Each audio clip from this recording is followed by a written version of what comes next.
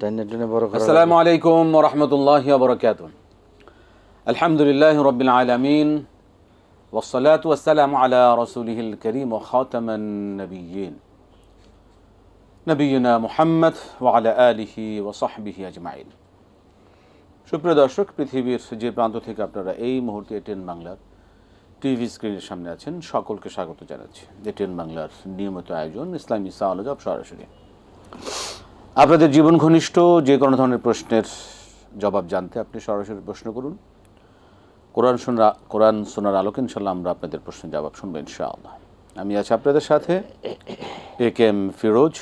আমাদের সাথে আজ স্টুডিওতে উপস্থিত আছেন শেখ ডক্টর শহীদুল ইসলাম বারাকাতি হাফিজাহুল্লাহ। আসসালামু আলাইকুম ওয়া রাহমাতুল্লাহি ওয়া বারাকাতুহু। ওয়ালাইকুম সালাম ওয়া রাহমাতুল্লাহি আহলান সাহলান শেখ। মারহাবান বিকুম। শুকরান, আপনাকে স্বাগত। আমরা আপনার বেশি ইনশাআল্লাহ আসবো আপনার কাছে। প্রিয় দর্শক, আমরা আপনাদের প্রশ্ন এখন রিসিভ করবো, যারা আমাদের এখন অলরেডি নক করছেন। একটা বিষয় অবশ্যই আপনারা মনে রাখবেন, যখন আপনারা আমাদের সাথে সরাসরি কথা বলবেন, আপনি যে টিভি সেট টেলিভিশন আমাদের দেখছেন, অবশ্যই মনে করে আপনি আপনার টিভি সেটের ভলিউমটা কমিয়ে আপনি কথা বলুন, এটা অনুরোধ। মতন আমরা শুরু করতে পারি ইনশাআল্লাহ। বিসমিল্লাহ। জি বলুন দর্শক, বলুন। আসসালামু আলাইকুম। ওয়ালাইকুম আসসালাম ওয়া রাহমাতুল্লাহ। জি, আমার দুটি প্রশ্ন রয়েছে। বলুন। আমি প্রথম প্রশ্নটি জাকাত প্রসঙ্গে। আমরা জানি যে নিসাব পরিমাণ সম্পদ আসলে জাকাত করার বিষয়, কিন্তু নিসাব পরিমাণ সম্পদের সঙ্গে কুরবানির কি সম্পর্ক আছে সেটা একটা জানার বিষয়। আর দ্বিতীয় নম্বর প্রশ্নটি হচ্ছে যে ইমামের সঙ্গে 4 রাকাত বিশিষ্ট সালাতে 3 রাকাতই যদি আমি মিস করে চলি, তাহলে পরবর্তীতে বাকি 3 রাকাত কিভাবে আদায় করবো? দেখা যায় যে বাকি যে রাকাতটা আমি পেয়েছি সেটা যদি মানে প্রথম রাকাত ধরি, তাহলে 3 বার বৈঠক করা হবে ইমাম সাহেবের সঙ্গে একবার, এবং বাকি জি আমরা শুনবো। প্রশ্ন পেয়ে গেছি। 3 বার বৈঠক ব্যাপারটা আমার কাছে। ধন্যবাদ। আমরা আপনার বিষয়ে শুনবো ইনশাআল্লাহ। জি, আমরা যেতে পারি। মোহতারাম, বিসমিল্লাহ, আমরা শুরু করব। প্রথম প্রশ্ন ছিল যে জাকাত তো একটা নিসাব হয়, সেক্ষেত্রে কোরবানির ক্ষেত্রে নিসাব হয় জাকাত, সেক্ষেত্রে কোরবানির জন্য নিসাবটা শর্ত কেন? জাকাতের নিসাব জাকাতের এটার সাথে মিল কেন?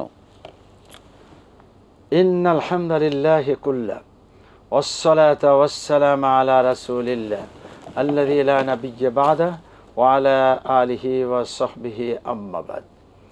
জি বন্ধু, এখানে আসলে একটার সাথে আর একটা মিল, এটা থাকলেও কিছু আসে যায় না, মিল না থাকলেও কোনো সমস্যা নেই। মূলত নেসাব বলতে সম্পদশালী, ঠিক সম্পদশালীদের উপরে যেমন জাকাত ফরজ, সম্পদওয়ালাদের উপরেই আবার কুরবানি ওয়াজিব। এটা হলো সম্পদের সাথে রিলেশন। নেসাব এটা হলো একটা মানদণ্ড, অর্থাৎ নেসাব পরিমাণ সম্পদ থাকলে 1 বছর পূর্ণ সময় থাকলে জাকাত ফরজ হয়। আর শুধুমাত্র কোরবানির দিন সমূহে যদি নেসাব পরিমাণ সম্পদ থাকে তাহলে কোরবানি ওয়াজিব হয়। এটা ধনীদের জন্য ইবাদাতে মালিয়া। অতএব একটার সাথে আরেকটা সম্পর্ক থাকতে কোনো অসুবিধা নাই। আরও একটা আছে সদাকাতুল ফিতর। সদাকাতুল ফিতরও ঈদের দিন সকালবেলা আল্লাহর যে বান্দার নেসাব পরিমাণ সম্পদ থাকবেন তিনি সদাকাতুল ফিতর দেবেন। এটা অসুবিধা কি? মাল থাকা শর্ত।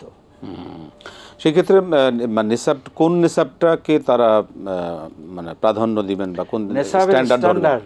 নেসাবের স্ট্যান্ডার্ড বা মানদণ্ড হলো স্বর্ণ এবং রৌপ্য। স্বর্ণ 7.5 ভরি, রৌপ্য 52.5 ভরি। এই যে 7.5 ভরি 52.5 ভরি, এটার কোনো একটার সরাসরি ওই স্বর্ণই আছে, অথবা স্বর্ণ আর টাকা মিলে আছে, অথবা ওই পরিমাণ, অর্থাৎ স্বর্ণ বিক্রয় করলে বিক্রয় মূল্য পরিমাণ টাকা আছে, অথবা এরকম সম্পদ তার কোনো দোকানে রোলিং করা অবস্থাতে আছে, তাহলেই তার উপরে জাকাত ফরজ হবে। এমনটি কোরবানির সময় থাকলে কোরবানি ওয়াজিব হবে। জি, সেক্ষেত্রে কোরবানির ক্ষেত্রে কোনটা, মানে স্বর্ণ ধরবেন না? বাংলাদেশের প্রেক্ষাপটে বর্তমানে স্বর্ণের যে মূল্য আর রৌপ্যের মূল্যে যে বিশাল ব্যবধান, এক্ষেত্রে আমরা মনে করি যে কোরবানির জন্য স্ট্যান্ডার্ড হবে স্বর্ণ। জি, আমরা প্রশ্ন যাচ্ছি আবার। আসসালামু আলাইকুম। আপনি মেহরবানি করে আপনার টেলিভিশনের ভলিউমটা কমিয়ে কথা বলুন। অফ করে দিছি। জি জি জি বলুন। আমার প্রশ্ন হলো, আমরা ছোটবেলা থেকে জেনেছি যে কুরবানির নিসাবটা হলো যে কুরবানি দেওয়ার মতন সমর্থ থাকে সেটাই তার জন্য নিসাব হয়ে যায়। মানে আমি যেটা যতটুকু বুঝতে চাচ্ছি যে এখন আমরা 7 জনে দিলাম 7 ভাগে, 7 ভাগে দিলে দেখা গেছে 1,40,000 50,000 টাকা, এই ভাগে 20,000 টাকা পড়ে বা 15-16,000 টাকা পড়ে। এই 15-16,000 টাকায় যদি কারো কাছে থাকে 1 ভাগ দেওয়ার মতন, তাহলে তার জন্য ওয়াজিব হয়ে যায়। এটাই কি সঠিক, না স্বর্ণ আর রূপোর যে পরিমাণ নিসাব ওইটা সঠিক কোনটা সঠিক? আচ্ছা, এক প্রশ্ন। দ্বিতীয় প্রশ্ন হলো, আমি মোবাইলের অ্যাপের ভিতরে সূরা মূল, তারপরে অনেক সূরার আয়াতগুলি অনেক সময় শুয়ে শুয়ে পড়ি, বিছনায় শুয়ে পড়ি। বিছনায় সবসময় পাক পবিত্র থাকে না, যত সব সময় ঘুমায়, আর প্রতিদিন ধোয়াও সম্ভব না। দেখা গেছে সপ্তাহে 1 দিন 15 দিনে 1 দিন ধুই। এখন এইভাবে পড়াটা কি কোনো সমস্যা হবে কিনা? ঠিক আছে। আর একটা প্রশ্ন হলো, তৃতীয় প্রশ্ন হলো যে আমরা আপনাদের কাছ থেকে সহ অন্য সব জায়গায় মাসালা শুনেছি যে নির্ধারিত ভাবে কোনো তসবিহ তাহলিল নির্ধারিত ভাবে আমল করা যায় না। আমি ফজরের নামাজের আগ পর্যন্ত তাহাজ্জুদ পড়ে যে সময়টা থাকে, এই সময়টা আমার কাছে একটা তসবিহ আছে, এটা 100 দানার তসবিহ। আমি প্রত্যেকটা তসবিহ সুন্নাহ অনুযায়ী সুবহানাল্লাহ, আলহামদুলিল্লাহ, তারপরে লা ইলাহা ইল্লাল্লাহ ওয়াহদাহু লা শারীকা লাহু এই ধরনের তসবিহগুলি প্রত্যেকবার একবার করে করি। মানে 100 বার একবার এক তসবিহ পড়লাম 100 বার, আরেকবার এক তসবিহ, এভাবে সুন্নাহ অনুযায়ী সবগুলি আমি একবার করি ফজরের আযান দেওয়ার আগ পর্যন্ত। আর মাগরিবের আসর থেকে এই সংখ্যা অনুযায়ী পড়া ঠিক আছে কিনা সময়টা থাকে, মানে আমার করতে হলো যে এই সময়টা আমার এইভাবে কাটানো আর কি, এইভাবে কাটানো। এই 3টা প্রশ্ন আমার আজকে। ধন্যবাদ আপনাকে অসংখ্য ধন্যবাদ। জি, আমরা জবাবে জমা দিলাম। 4 রাকাত বিশিষ্ট জামাতের মধ্যে যদি 1 রাকাত গিয়ে কোনো মুসল্লি পান, পরবর্তী 3 রাকাত তিনি কিভাবে আদায় করবেন? পেয়েছেন 1 রাকাত ইমামের সাথে, সেই রাকাতে ইমাম সাহেব সূরা ফাতিহা পড়ছেন, অন্য কোনো কেরাত পড়েননি। অতএব ইমামের থেকে যখন আপনি ফারেগ হচ্ছেন, ইমাম ডানে বামে সালাম ফিরানোর পরে আপনি দাঁড়াবেন, আপনি 1 রাকাত পড়বেন, সূরা ফাতিহার সাথে অন্য কেরাত মিলাবেন, এরপর আপনি বসবেন। তাহলে আপনার 2 রাকাতে একটা বসার বিষয় আছে, যে এটা আদায় হলো। আগে 1 রাকাতে বসছেন ইমামের কারণে, এখন বসলেন হলো 2 রাকাতে বসতে হয় সেই নিয়মে। এবার আপনি দাঁড়াবেন, তাশাহুদ পড়ার পরে আর 1 রাকাত পড়বেন, সেখানে সূরা ফাতিহার সাথে অন্য সূরা মিলাবেন, রুকু সিজদা করবেন, কিন্তু বসবেন না। শেষের রাকাতে এসে আপনি শুধু সূরা ফাতিহা পড়বেন, এরপরে আপনি রুকু সিজদা করে নামাজ শেষ করবেন। জি, পরবর্তী প্রশ্নে যাব। প্রশ্ন হচ্ছে যে আমরা সারা জীবন শুনে আসছি যে কোরবানির দেওয়ার মতো সামর্থ্য থাকলেই, কোরবানির পশু ক্রয় করার সামর্থ্য থাকলেই কোরবানি দেওয়া ওয়াজিব। তাই এখন আপনারা বলছেন যে না, নিসাব পরিমাণ সম্পদের মালিক হতে হবে।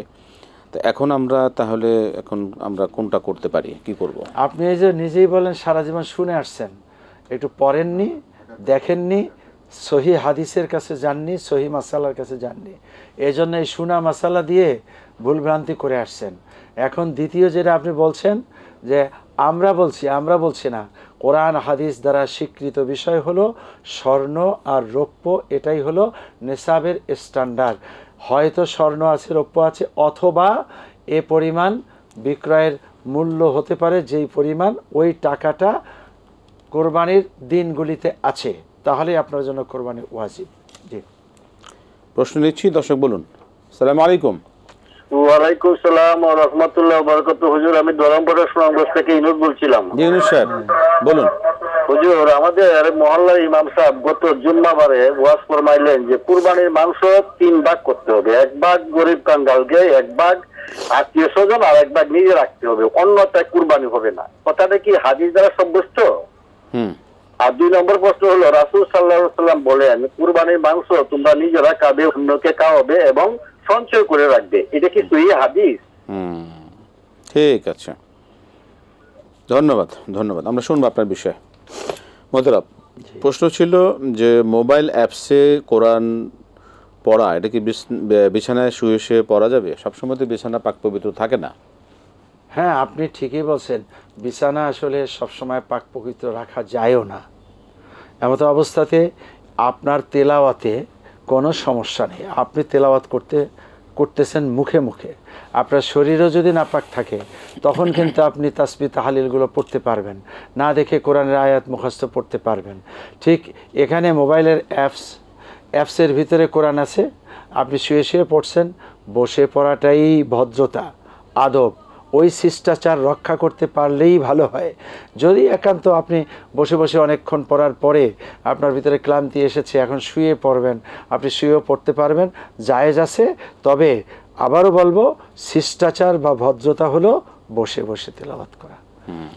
বিছনায় না হয়ে চেয়ারে বসলে অথবা টেবিলে বসলে, অন্য একটা জায়গায় পবিত্র জায়গায় বসলে আরও ভালো।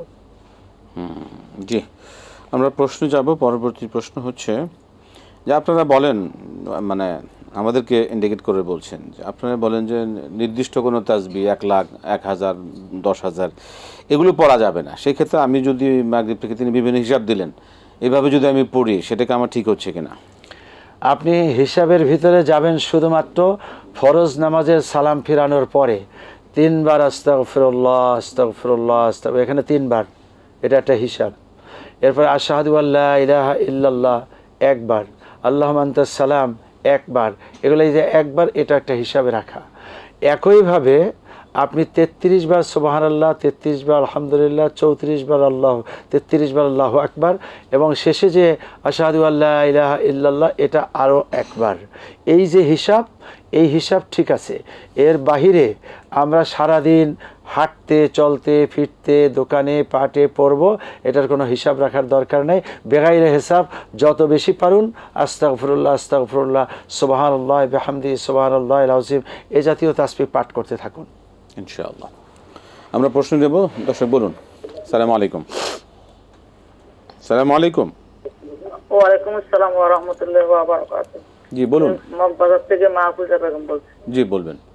কোন পিতা মাতার নিশ্চয় পরিমাণ সম্পদ আছে, কিন্তু ছেলের পরিবারের সাথে একান্নবর্তী পরিবার, ছেলে সব খরচ বহন করে, সেই ছেলে যদি ওই মা বাবার কোরবানি আদায় করে, তবে কোরবানি আদায় হবে কিনা? মা বাবার কোরবানি আদায় হবে কিনা? একান্নবর্তী সবাই একসাথে? হ্যাঁ হ্যাঁ হ্যাঁ একসাথে। আচ্ছা ঠিক আছে, ধন্যবাদ। কোরবানি। আসসালামু আলাইকুম। ওয়ালাইকুম আসসালাম রহমতুল্লাহ। মোহতারাম, প্রশ্ন, কোরবানি মসজিদ ইমাম সাহেব বলেছেন, ওয়াজ ফরমাই আছেন যে কোরবানি 3 ভাগে, কোরবানি গোশতকে 3 ভাগে ভাগ করতে হবে। আসলে কি এটা? ইনুস ভাই, আপনি জানতে চেয়েছেন এটা হাদিস দ্বারা স্বীকৃত? না, হাদিস দ্বারা এই পদ্ধতিটা স্বীকৃত না। স্বীকৃত পদ্ধতি কোরআন এবং সুন্নাহ বলে দিয়েছে। সেটা হলো আল্লাহ রাব্বুল আলামিন কোরআনে কারিমে সূরাতুল হজ্জের মধ্যে পরিষ্কার বলছেন, ওয়ালিকুল্লি উম্মাতিন জাআলনা মানসাকাল লিয়াযকুরু ইসমাল্লাহ আলা মা রাযাকাহুম মিন বাহিমাতিল আনআম ফাকুলু মিনহা ওয়া আতিমুল বাঈসাল ফাকির। এই জায়গায় ফাকুলু মিনহা, কোরবানির গোশত থেকে তোমরা নিজেরা খাও, তাহলে একটা দিক নিজেদের দিকে গেল। আর ওয়াতিমু, খাওয়াও, বা ইসাল ফাকির, যারা নিঃস্ব দরিদ্র তাদেরকে। তার মানে এখানে আমরা পাইলাম 2টা গ্রুপ, নিজেরা খাবো, দরিদ্রদেরকে খাওয়াবো। অর্থাৎ নিজেদের জন্য একটা অংশ নিব, দরিদ্রদের মাঝে একটা অংশ বিতরণ করে দিব। এই হলো একটা পদ্ধতি। আর একটা পদ্ধতিতে হলো মিল কানি ওয়াল মুতার, যারা দরিদ্র, যারা অসহায়, তাদেরকে তোমরা খাওয়াও। তা সেটা একই কথা, ওই আয়াতে এই আয়াতে তেমন একটা ফারাক নাই। এইবার আসুন, হাদিস শরীফে আছে ওয়াদ্দাখিরু আই ইজতামিউ, এটাকে জমা করে রাখো। কিছু অংশ জমা করে রাখা, এটা জায়েজ আছে। তার মানে হলো একটা অংশ খেলাম, আর এক অংশ ফ্রিজে রেখে দিলাম, আর একটা অংশ দরিদ্র জনগোষ্ঠীকে দিলাম। এর বাহিরে আর একটা যেটা বলা হয় সামাজিকভাবে, যে নিজেদের জন্য 1 ভাগ, আত্মীয়র জন্য 1 ভাগ, আর দরিদ্রদের জন্য 1 ভাগ, সমান সমান 3টা ভাগ সকল কিছুর মধ্যে করতে হবে। কলিজাটাও এরকম ভাগ করতে হবে। এই কথা কোরআন এবং হাদিস দ্বারা স্বীকৃত না। কেউ যদি চায় পুরোটা খেয়ে ফেলতে, সমস্যা নেই? হ্যাঁ, কোনো সমস্যা নেই, সমস্যা খেতে পারবে। জি। তবে খাওয়াটাই উদ্দেশ্য থাকা ঠিক হবে না। ঠিক হবে না। হ্যাঁ জি ইনশাআল্লাহ। আমরা প্রশ্ন নেব। দর্শক বলুন। আসসালামু আলাইকুম। ওয়ালাইকুম আসসালাম। আসসালামু আলাইকুম। ওয়ালাইকুম সালাম ওয়া রাহমাতুল্লাহ। বলুন কি প্রশ্ন? হ্যাঁ হুজুর, আমার একটা প্রশ্ন ছিল কি, আমি স্বপ্নে দেখলাম যে ব্যক্তিটা হজ করতে গেছে, ঠিক আছে, এখন ওই ব্যক্তিটার সাথে আমার ঘুমের অবস্থায় দেখা, এর ব্যাখ্যা কি বুঝায় আমাকে একটু বলবেন? ঠিক আছে, ধন্যবাদ।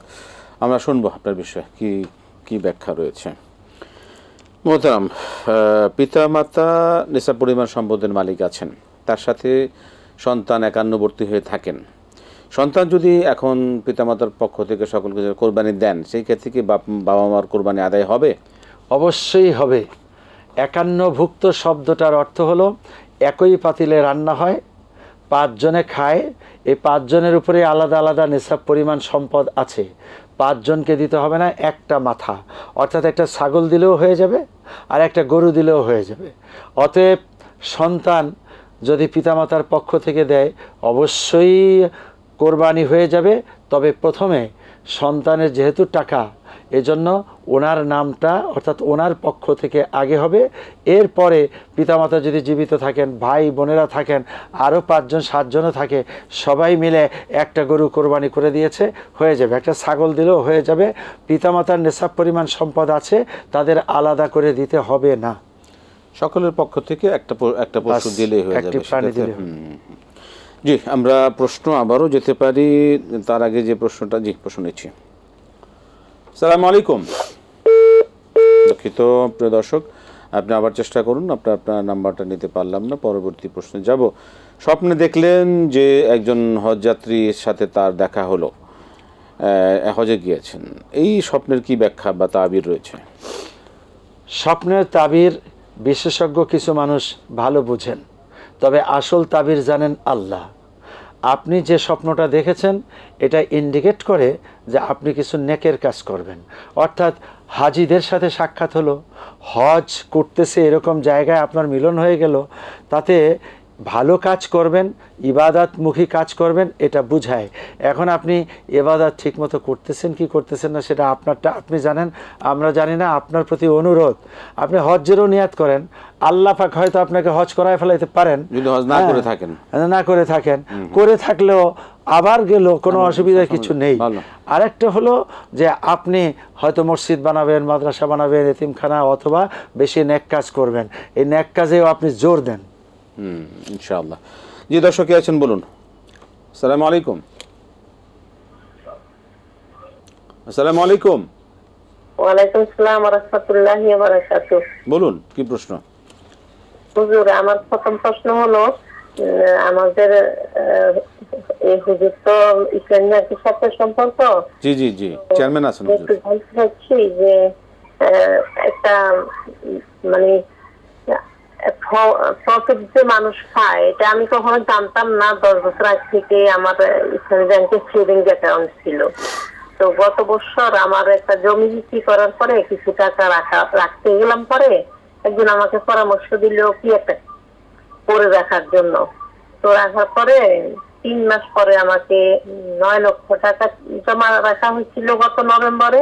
পরে 3 মাস পরে জানতে চাইলাম যে প্রফিট আসছে কিনা, তখন বললো 18,000 টাকা আসছে।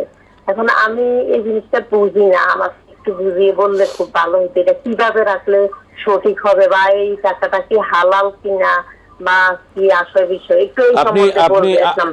আপনি ইসলামী ব্যাংকে রেখেছেন? কোন ইসলামী ব্যাংকে? ইসলামী ব্যাংক বাংলাদেশ, সেটাতে রেখেছেন?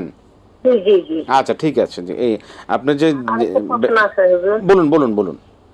আরেকটা প্রশ্ন হলো, আমি না ইদানিং এই যে এক্সারসাইজ থেকে ইনশাআল্লাহ রোজা করতেছি, তো আমি না সেহরির পরে পর্যটকের পরে একটু, তো এখন আমি খালি স্বপ্ন দেখি আমার জন্য মৃত ব্যক্তি আছে, কিন্তু 7 দিন 7 জন কাপড় নিয়ে আসছে। এটার কি কোনো কিছু মানে আলামত কিনা একটু জানাইলে উপকৃত হব।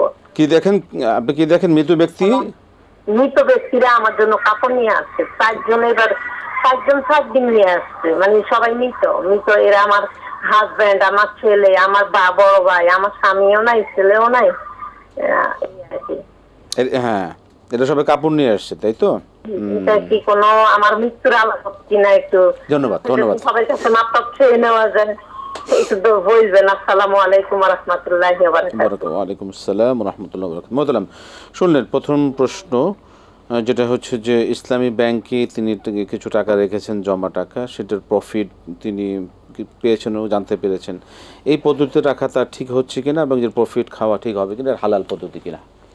ইসলামী ব্যাংকে টাকা রেখেছেন আর সেখান থেকে প্রফিট এসছে 100% হালাল।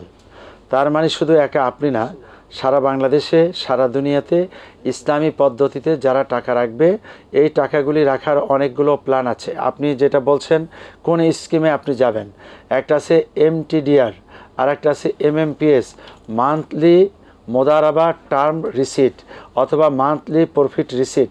এই যে মাসে মাসে আপনি টাকা পেতে পারেন, অথবা 3 মাসে আপনি টাকা পেতে পারেন, 6 মাসে পেতে পারেন, এইভাবে স্কিম ওনাদের প্রস্তাব করা আছে। আপনি এখন থেকে এই টাকার ব্যাপারে সরাসরি ম্যানেজারের কাছে চলে যাবেন। যেহেতু ইসলামী ব্যাংক, এরকম 10টা ইসলামী ব্যাংক ফুল ফ্লেজেড বাংলাদেশে আছে, আরও 21টা আছে যারা উইন্ডো বেসড।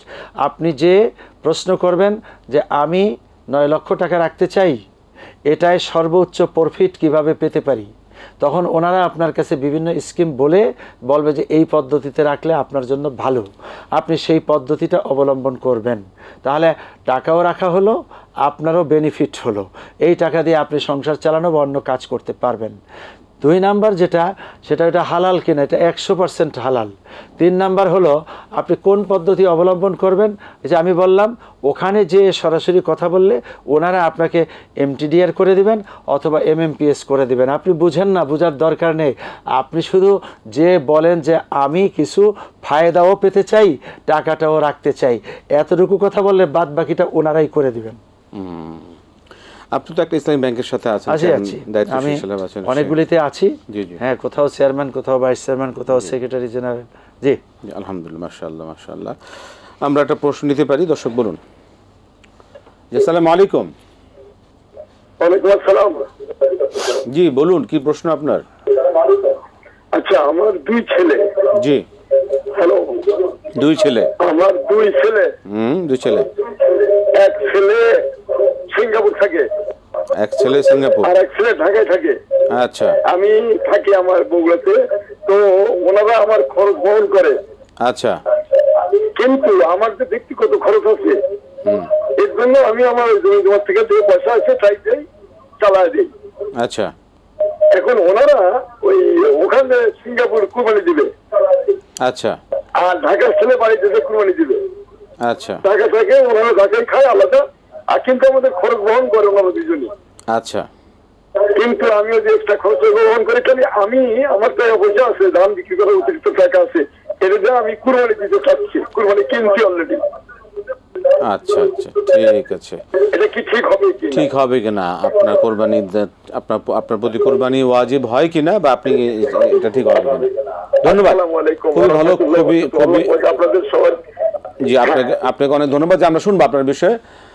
আপনার অবশ্যই আমরা এর আগে 2টা প্রশ্ন আছে, আমরা জেনে ইনশাল্লাহ আপনার প্রশ্নে আসছি।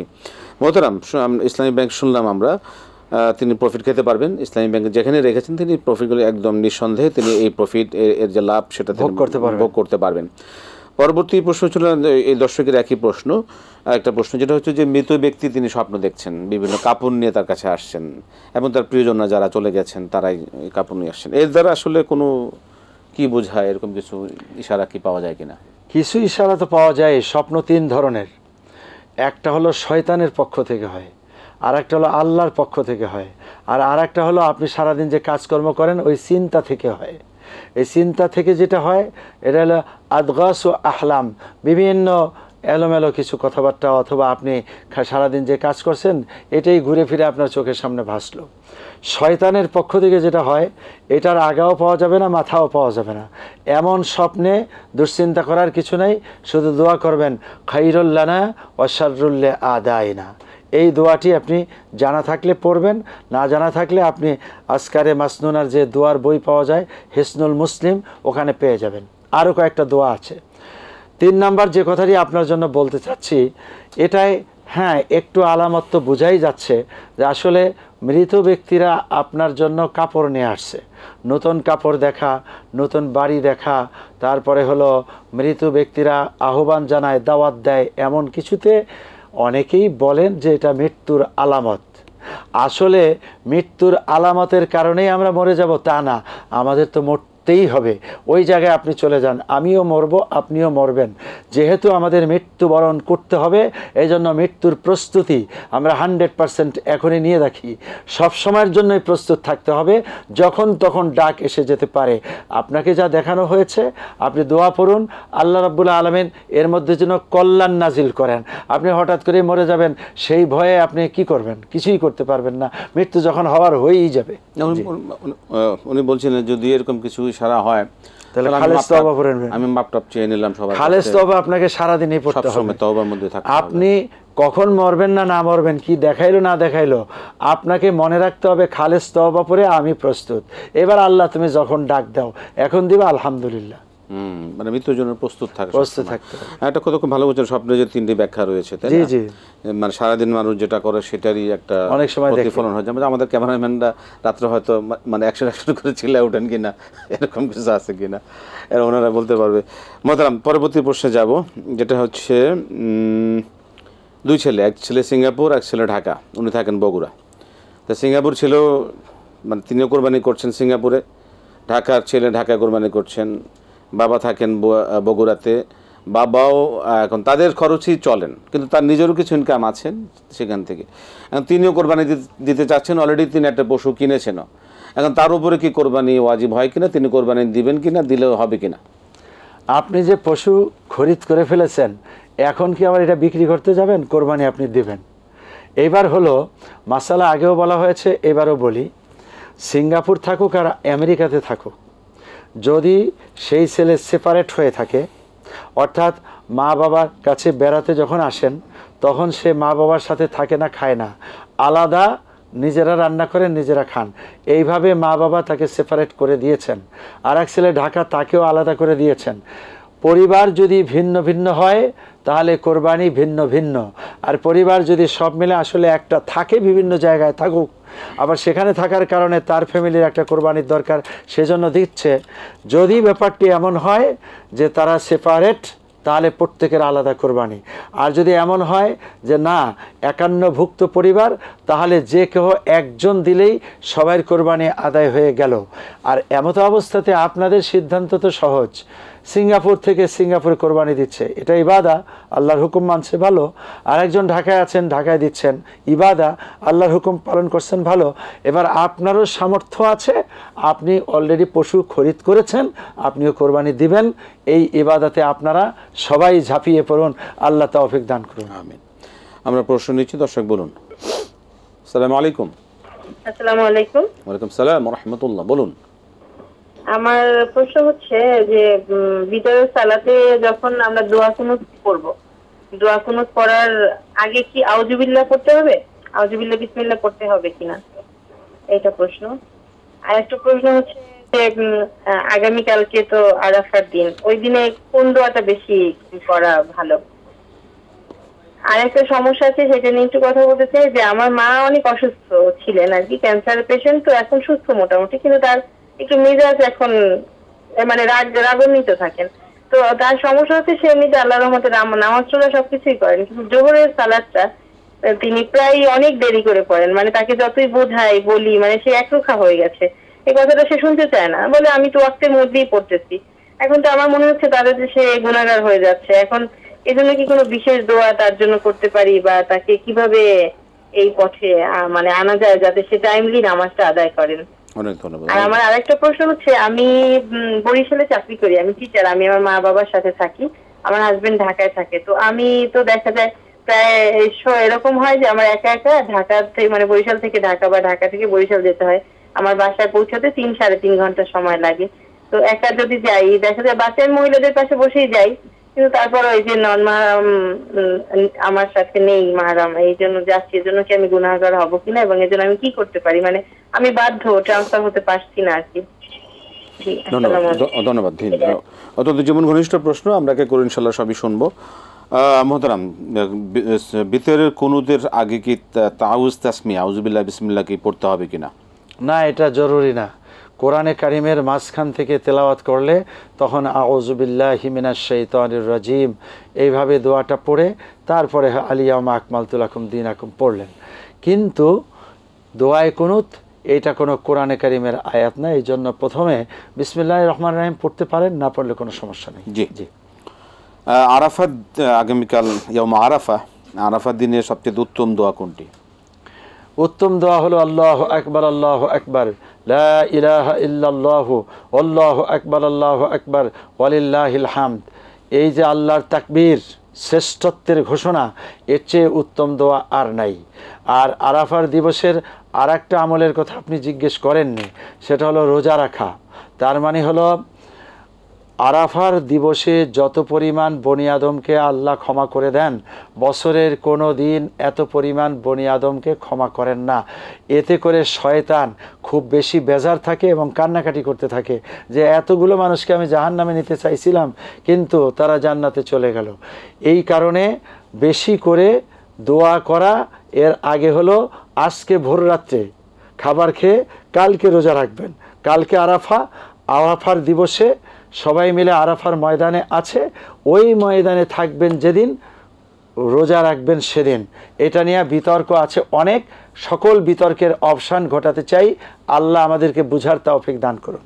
আমিন আমিন। মা অসুস্থ, একসময় ক্যান্সারের পেশেন্ট ছিলেন, এখন সুস্থ, কিন্তু মার মেজাজটা একটু বেশি হয়ে যায়, একরকম একটু ভাব নেন প্রায়। বিশেষ করে জোহরের নামাজ তিনি দেরি করে পড়তে চান, আমি বলি, কিন্তু তিনি এ কথাটা সহজে মানতে চান না। তিনি তার মতে ঠিক আছেন বলেই তিনি সেভাবে চলতে চান। সেক্ষেত্রে মার জন্য আমি মাকে একটা ভালো সুন্দর মানে এই বিষয়টাকে নিয়মিত পড়ার জন্য কি আমল বা কি আমি কি করতে পারি? একটি দোয়া আছে, আল্লাহুম্মা ইন্নী আউযু বিকা মিনাল বারাসি ওয়াল জুনুনি ওয়াল জুযামি ওয়া মিন সাইয়্যিল আসকাম। হে রব্বুল আলামিন, ধবল রোগ, কুষ্ঠ রোগ এবং পাগলামি এই জাতীয় রোগ থেকে তোমার কাছে পানা চাচ্ছি, তুমি সুস্থ করে দাও। আপনি এই দোয়াটি বেশি পড়বেন, মাকেও পড়তে বলুন। পড়লে পড়লো, না পড়লে অসুস্থতার কারণে তার মেজাজের সমস্যার সৃষ্টি হয়েছে, এ কারণে আপনারা বিরক্ত হবেন না, তাকে অভিযুক্ত করবেন না। উনি যে পদ্ধতিতে নামাজ পড়তে স্বাচ্ছন্দ্য বোধ করেন, ওনাকে চাপাচাপি করেন না। নর্মালি আপনারা বলবেন, শুনলে আলহামদুলিল্লাহ, না শুনলে অসুস্থতা। এ নিয়ে দুশ্চিন্তার কোনো কারণ নেই। জি, চমৎকার। আমরা একটা প্রশ্ন নিতে পারি, দর্শক কে আছেন বলুন। জি, আসসালামু আলাইকুম। ওয়ালাইকুম আসসালাম, আমি মামুন বলছি নওগাঁ থেকে। জি মামুন বলুন। জি, গত সরকারের আমলে মসজিদে জুমার নামাজের সময়ে বিভিন্ন মসজিদে রাজনৈতিক বক্তব্য বা এগুলো আলাপ করা হতো। আবার বর্তমানেও এই সরকারের আমলেও মসজিদে জুমার দিনে অনেক আলাপ আলোচনা হয়। তো এটা কতদূর কি মানে যুক্তিযুক্ত? ঠিক আছে। আর আরেকটা হলো যে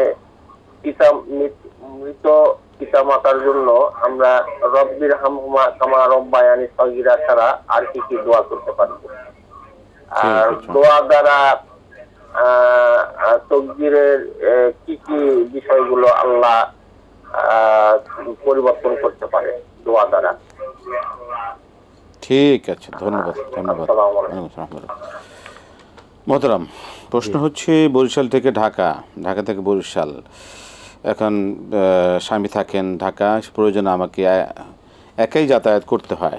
এই ক্ষেত্রে কি আমার আমি যে মহরম সারা এভাবে চলাফেরা করছি, একটা লম্বা পথ 3-3.5 ঘন্টার মতো লাগে, তো এটা কি আমার জন্য কি শরীয়ত বিরোধী কাজ হচ্ছে কিনা, গুনাহগার হব কিনা? আপনার প্রশ্নের জন্য আপনাকে অনেক অনেক ধন্যবাদ।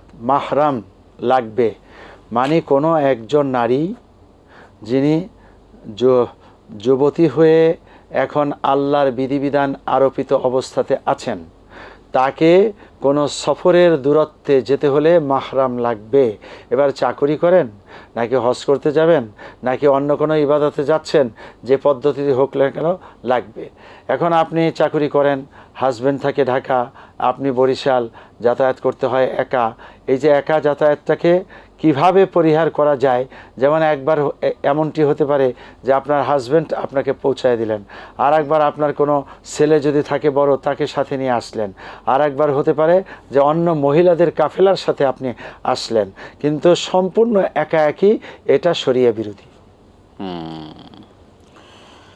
সেই ক্ষেত্রে একটা যেটা হচ্ছে অনেক সময় মহতাব, যেটা হচ্ছে যে যদি বাস বা এই ট্রান্সপোর্টের লোকজনের সাথে যদি একটা ভালো সম্পর্ক থাকে, বা তারা যদি নিরাপত্তা বোধ করে, একদম সরাসরি ডিরেক্ট কোনো রাস্তা থাকে, ওইভাবে যদি চলাফেরা করেন, সেটা কি গ্রহণযোগ্য হবে কিনা? বিষয়টি নিরাপত্তার দিক দিয়ে, সব দিক দিয়ে খুব নিরাপদ মনে করেন? নিরাপত্তার মূল জায়গাটা হলো একজন মাহরাম সাথে থাকা, যে নিরাপদ, অর্থাৎ তার সাথে বিয়ে শাদী হবে না, বিয়ে শাদী হয়ে থাকলে স্বামী এমন ব্যক্তি অথবা বাবা অথবা ছেলে, এদের বিকল্প অন্য কেউ হয় না।